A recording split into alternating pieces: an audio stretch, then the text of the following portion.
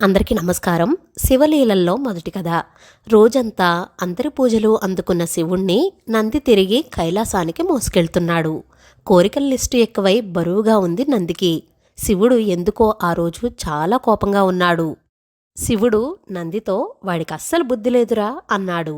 ఏమైంది స్వామి, ఎవరికి అని అడిగాడు నంది. అదే విఐపి దర్శనమని 15 మందిని తెచ్చాడు. బయట జనాన్ని ఆపేసి తలుపులు వేసి మరీ గంటసేపు ఉన్నాడు. అయినా నా గుళ్ళో నాకన్నా విఐపి ఎవడ్రా అని అన్నాడు నందితో. అందుకే కదా స్వామి ఫోటోలు కూడా తీసుకున్నారు. ఆ మళ్ళీ అదొక పిచ్చొకటి.